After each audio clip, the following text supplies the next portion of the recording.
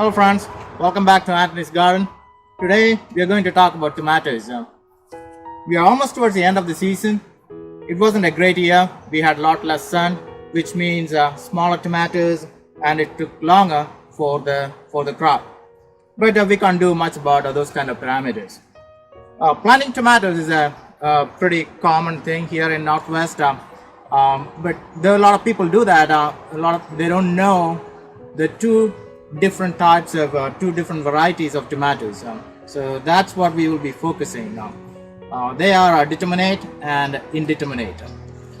It's not just in tomatoes. You can see that in strawberries, cucumbers, beans, etc.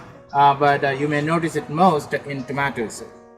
So let's look at determinate ones first, and then indeterminate, and then which one you should choose, one over the other, depending upon what you wanna do with your tomatoes. So let's look at determinate ones first. This is a Roma type. It's the most popular one among the determinate varieties.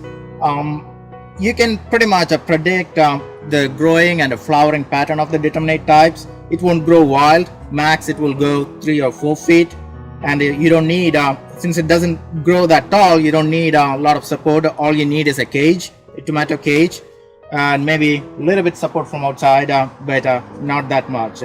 And it will also flower earlier than indeterminate types. Since it flowers and matures early, it has a slightly less lifespan compared to indeterminate types. So now let's go and take a look at indeterminate type.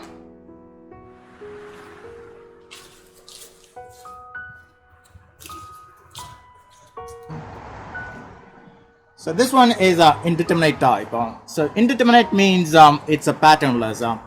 It will grow wild in all possible directions. Even if you have just 3 or 4 of them, if you are not pruning it, it will grow like a forest. People used to say that tomato forest. So that comes out of these indeterminate types. It will also grow really tall. So unless you give a lot of support, its stem will break. And compared to determinate types, indeterminate types, it flowers 2-3 weeks later than the other ones, but it will flower till the frost hits.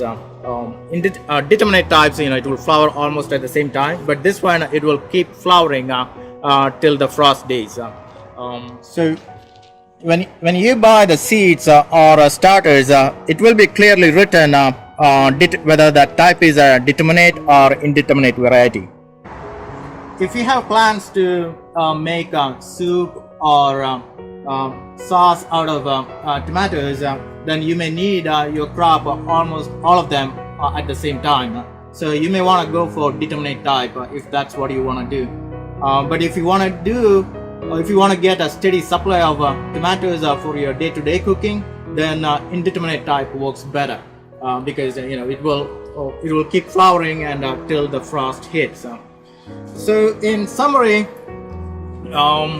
determinate ones, it grows less taller in a predictable manner, and it will flower all of them at the same time and mature at the same time. But indeterminate ones, it takes longer to flower, 2-3 weeks. It will 2-3 weeks later than the other one, and it will keep flowering until the frost hits. And determinate ones, since it doesn't grow that tall, you don't need a lot of support, but determinate ones, you have to definitely give a whole lot of support.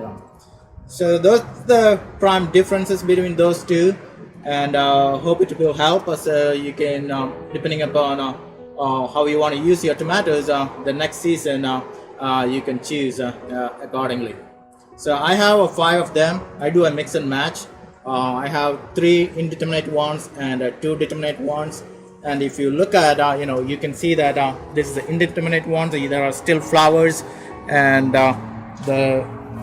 here I have another determinate types, and you just can't see you can't see any of the you can't see any flowers there because it's all done. I'm ready to take the crop in maybe like 1 or 2 weeks. All right, so hope it helps. All the best.